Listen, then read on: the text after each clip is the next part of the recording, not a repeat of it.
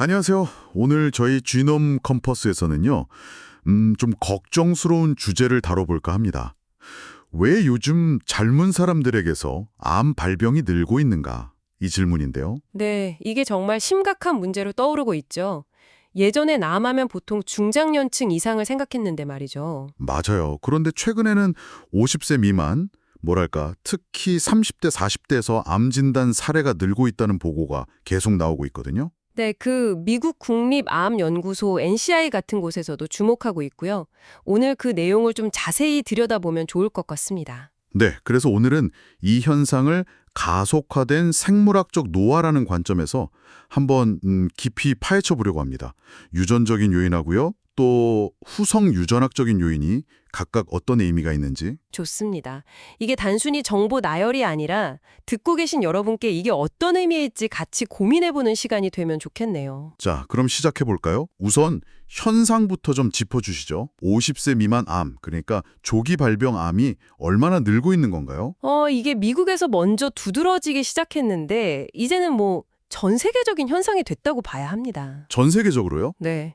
특히 1980년대, 90년대생, 이른바 밀레니얼 세대에서 증가세가 좀 뚜렷하게 나타나고 있어요. 밀레니얼 세대요? 구체적으로 어떤 암들이 그런가요? 가장 가파른 건 위장관암 쪽이에요. 대장암, 췌장암, 위암 이런 것들이요. 그런데 이게 다가 아니고 유방암이나 신장암 같은 다른 암들의 발병 연령도 점점 낮아지는 추세예요. 그렇군요. 젊은 나이에 암이라니 정말 심각하게 받아들여야 할 것 같은데요. 근데 더 주목할 점이 있다고요? 암뿐만이 아니라고요? 맞습니다. 그게 중요해요. 이 비슷한 연령대에서, 그러니까 30, 40대에서 신부전이나 뇌졸중처럼 보통은 더 나이가 들어서 생기는 그런 노화 관련 질환들도 같이 늘고 있다는 보고가 있어요. 아, 그러니까 암만 늘어나는 게 아니라 다른 노화 관련 질병들도 젊은 층에서 같이 증가하고 있다. 이건 좀 큰 그림을 보게 하는데요. 그렇죠. 그래서 가장 설득력 있게 제시되는 가설이 바로 가속화된 생물학적 노화입니다. 생물학적 노화요? 그게 우리가 아는 그냥 나이랑은 다른 건가요? 네, 달라요. 우리가 주민등록증에 적힌 나이는 연대기적 나이라고 하잖아요. 이건 그냥 시간이 흐른 걸 나타내죠. 근데 생물학적 나이는 우리 몸의 세포나 조직이 실제로 얼마나 늙었는지 그 기능적인 상태를 보여주는 개념이에요. 아하, 같은 40살이라도 몸 상태는 다를 수 있다. 뭐 그런 거군요. 정확합니다.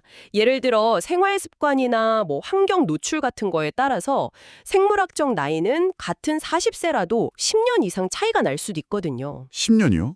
꽤 크네요. 네, 그래서 이 조기 발병 암 증가의 핵심 원인이 바로 이 생물학적 노화가 자기 실제 나이보다 더 빨리 진행되고 있기 때문일 수 있다는 거예요. 몸이 빨리 늙으니까 젊은 나이에도 암 같은 병이 생기기 쉬워진다는 거죠. 그러니까 달력 나이보다 내 몸의 시계가 더 빨리 가고 있고 그게 암 발병 위험을 높인다. 흥미로운 관점이네요. 네, 실제로 암과 노화는 여러 생물학적 경로를 공유해요. DNA 손상이 쌓인다거나 염색체 끝에 있는 텔로미어라는 게 짧아진다거나 아니면 후성 유전학적인 변화 같은 것들이요. 이게 다 노화의 특징적인 모습들이거든요. 아, 암과 노화가 세포 수준에서는 상당히 닮은 점이 많군요. 그렇습니다. 그래서 조기 발병암이 단순히 운이 없어서 유전적으로 특별한 문제가 있어서 생기는 경우도 있겠지만 그보다는 몸의 노화 시계가 빨리 돌아간 결과일 수 있다는 시각이 점점 더 힘을 얻고 있는 거죠. 그렇다면 궁금한 게 왜 요즘 젊은 세대의 노화 시계가 이렇게 빨리 돌아가게 된 걸까요? 특별한 이유가 있을까요?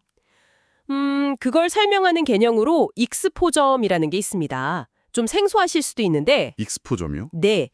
개인이 태어나서 죽을 때까지 노출되는 모든 환경적 요인이랑 생활 습관의 총합을 말해요. 이게 굉장히 광범위한 개념이죠. 환경 요인이랑 생활 습관의 총합. 구체적으로 어떤 것들이 있을까요? 예를 들면 식단 같은 거요. 고지방, 고당분, 가공식품 많이 먹는 서구화된 식단, 또 운동 부족하고 오래 앉아있는 생활. 아, 현대인들의 문제네요. 그렇죠. 거기다 디지털 기기 너무 많이 쓰고 잠 못 자고 또 만성적인 스트레스, 경제적인 거든 사회적인 거든요. 네네. 그리고 사회적으로 고립감을 느끼는 거, 항생제 같은 약물 노출, 미세먼지나 미세 플라스틱 같은 환경 유해 물질까지 이런 것들이 다 복합적으로 작용해서 생물학적 노화를 막 앞당기고 있다는 분석이 나오고 있어요. 와, 정말 다양하네요. 결국 암이라는 게 타고난 유전적인 부분에다가 우리가 살면서 겪는 거의 모든 것들이 더해져서 만들어지는 거군요. 네, 그렇게 볼 수 있습니다. 그래서 암을 이해하고 관리하려면 이 두 가지 측면을 다 봐야 하는 거죠. 그렇다면 이런 복합적인 위험을 개개인이 어떻게 좀 파악하고 관리할 수 있을까요? 여기서 이제 유전학이랑 후속 유전학의 역할이 중요해지는 거겠죠? 예를 들어서 쥔 투매와 같은 유전자 검사를 하면 내가 선천적으로 어떤 암에 좀 더 취약한지 그 기본적인 위험 수준을 파악하는 데 도움을 받을 수 있어요. 이건 내 몸의 기본적인 설계도 같은 거죠. 아, 쥔투매 같은 검사로 선천적인 위험도를 먼저 안다. 네. 하지만 아까 말씀드렸듯이 대부분의 조기 발병암은 특정 유전병 때문이라기보다는 산발적으로 발생하거든요. 여기서 이제 후속 유전학의 역할이 중요해집니다. 후속 유전학이요? 그런 현재 상태를 보여주는 건가요? 맞아요. 후속 유전체, 특히 DNA 메틸레이션 같은 표지를 분석하면 현재 내 몸의 생물학적 나이가 어느 정도인지, 또 건강 상태는 어떤지, 그리고 아까 말한 그 익스포좀 있잖아요. 환경 노출이나 생활 습관의 영향이 얼마나 쌓였는지를 엿볼 수 있어요. 와, 그게 가능해요? 네. 예를 들어 에피클락이나 온코캐치 같은 검사들이 바로 이런 후속 유전학적인 상태, 그러니까 지금 내 몸의 노화 속도나 변화 같은 걸 측정하려는 시도들이죠. 현재 상태를 보여주는 스냅샷이라고 할 수 있어요. 아, 에피클럭, 옹쿠캐치 이름도 흥미롭네요. 그럼 정리를 해보면 쥔투매 같은 걸로 타고난 내 설계도를 보고 에피클럭 같은 걸로 그 설계도가 지금 어떤 상태인지 현재 진행 상황을 본다. 이 두 가지를 같이 봐야 한다는 말씀이시군요. 네, 바로 그겁니다. 선천적인 위험도, 유전자마, 현재의 생물학적 상태, 후속 유전체를 통합적으로 이해하는 게 핵심이에요. 그래야 진짜 나에게 맞는 건강관리나 암 예방 전략을 세울 수 있겠죠. 예를 들면 어떤 식으로요? 단순히 주민등록상 나이로 일괄적으로 몇 살부터 대장내시경 받으세요 이게 아니라 개인의 실제 노화 속도나 위험도를 보는 거죠. 만약 생물학적 노화가 좀 빠르게 진행되는 젊은 분이라면 남들보다 좀 더 일찍 암 검진을 시작하는 걸 고려해 볼 수 있겠죠. 훨씬 맞춤형 접근이 가능해지는 거예요. 아, 그 생물학적 나이 측정 기술이 발전하면 검진 방식도 달라질 수 있겠네요. 의미 있네요. 그런데 좀 희망적인 이야기도 해보면요. 이 노화라는 게 완전히 정해진 운명은 아니잖아요. 우리가 어떻게 하느냐에 따라 속도를 늦출 수도 있는 거죠. 그럼요. 그게 중요합니다. 노화는 조절 가능한 과정이라는 인식이 확산되고 있어요. 제로 사이언스라는 연구 분야도 그런 관점에서 출발한 거고요. 제로 사이언스요? 네, 노화 과정을 과학적으로 이해하고 개입해서 그냥 오래 사는 게 아니라 건강하게 오래 사는, 즉 건강 수명을 늘리려는 연구 분야예요. 여기서 나온 개념 중 하나가 제로 슬로우 전략인데요. 제로 슬로우.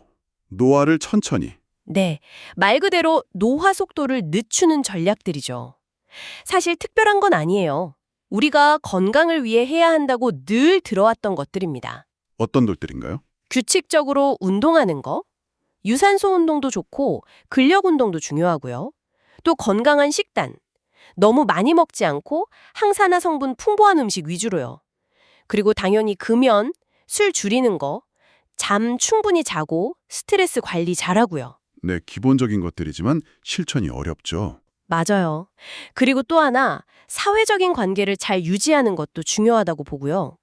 이런 노력들이 다 생물학적 노화 속도를 늦춰서 결과적으로 암 예방 효과도 같이 가져올 수 있다는 겁니다. 그렇군요.